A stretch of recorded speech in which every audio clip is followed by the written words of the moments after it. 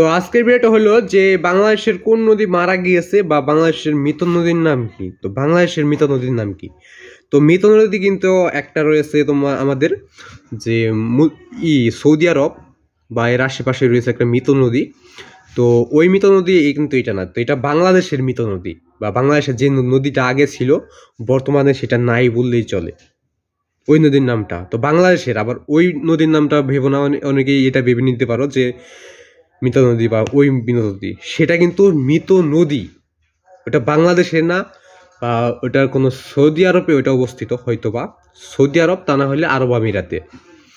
তো আসলে তো বলে দিব যে বাংলাদেশের মৃত নদীর নাম কি। তো উত্তরটা নিচে রয়েছে, উত্তরটা দেখার আগে তোমরা চ্যানেল নতুন হয়ে দেখলে চ্যানেলটাকে সাপোর্ট করবে এবং সাবস্ক্রাইব করে নেবে চ্যানেলটাকে।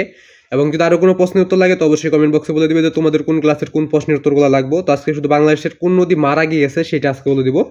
যদি আরও কোনো প্রশ্নের উত্তর লাগে তো অবশ্যই কমেন্ট বক্সে বলে দিবে, বা বাংলাদেশের জাতীয় নদীর নাম কি, এগুলো যদি লাগে, বা জাতীয় পদবীর যদি কোনো অর্থ লাগে বা কোনোটা লাগে তো অবশ্যই কমেন্ট বক্সে বলে দিবে যে তোমাদের কোন প্রশ্নের উত্তরটা লাগবে। তো আজকের প্রশ্নটা হলো শুধুমাত্র যে বাংলাদেশের কোন নদী মারা গিয়েছে। তো উত্তরটা নিচে রয়েছে, উত্তরটা দেখার আগে তোমরা চ্যানেল নতুন হয়ে থাকলে চ্যানেলটাকে সাপোর্ট করবে, চ্যানেলটাকে সাবস্ক্রাইব করবে, অল নোটিফিকেশন করবে, ভিডিওতে একটা লাইক করবে। যদি আরও কোনো প্রশ্ন উত্তর লাগে তো অবশ্যই কমেন্ট বক্সে বলে দিবে যে তোমাদের কোন প্রশ্নের উত্তরটা লাগবে। তো উত্তরটা দেখে নেওয়া যাক যে বাংলাদেশের কোন নদী মারা গিয়েছে। তো বাংলাদেশের কিন্তু একটা নদী মারা গেছে, তো তার নাম হচ্ছে ভোলা।